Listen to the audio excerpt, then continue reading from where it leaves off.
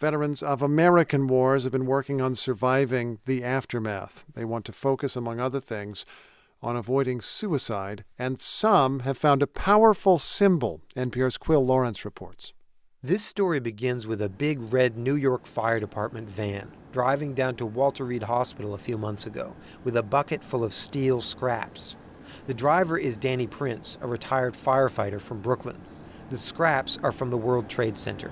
It's remarkable. The pieces of steel that we have, they're so important, and you don't want to waste anything. The steel has been used for all sorts of crosses, Stars of David, welded onto different FDNY engines. And all the pieces of steel that were left over, we just continued to leave in a bucket, and it was about 25 pounds. Before his 4 decades in the fire department, Prince served in the Navy. Lately, he'd been talking with another veterans advocate about the high rate of suicide. Luker, he wanted to make something special. Luker is the nickname of former Marine combat pilot Steve Daniluk.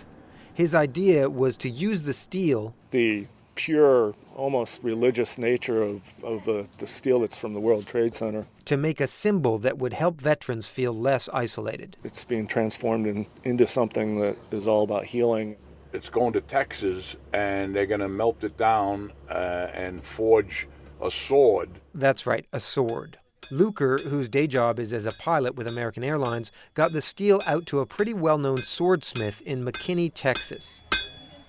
It's a Greek-style Spartan sword, short and broad at the tip.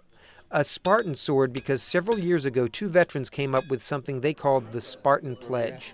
My name is Boone Cutler. I served in Iraq 2005-2006. Boone Cutler was talking on the phone with a friend about a vet who had killed himself. And then I said to him, hey, have you ever thought about it? And he said, yeah, I think about it every day. And I was like, wow, it blew me away. We'd never discussed that amongst each other. And I mean, we were tight. We covered each other.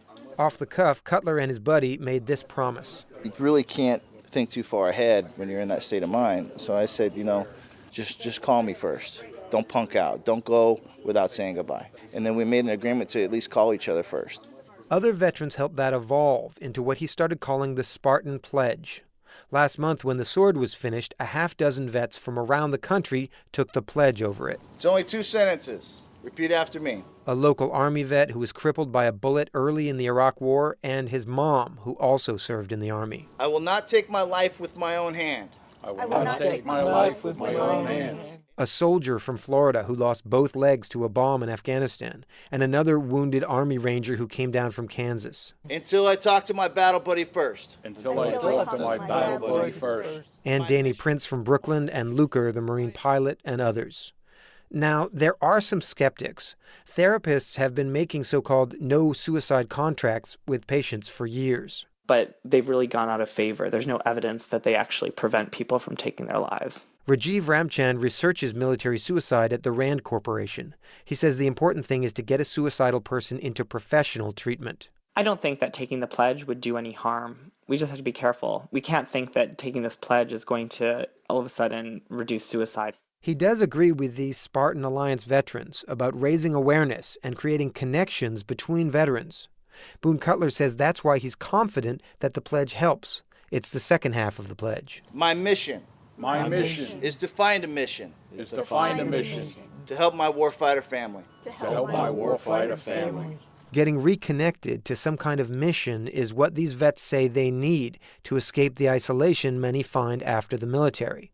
Reconnected to someone you can eventually open up to. That's one thing about Spartan Pledge. It creates the conversation. It gives you a reason to bring it up. So you might end up talking about it with someone who you never think needed to have that talk. I never thought he needed to have that talk. And I don't think he thought I needed to, It was just... After the ceremony in that Texas backyard, the sword was flown back to New York City, where dozens of firefighters took the pledge. This weekend, 200 veterans and caregivers are getting together in Virginia at what they're calling Spartan Weekend, and they'll be invited to hold the sword and pledge not to kill themselves. Quill Lawrence, NPR News.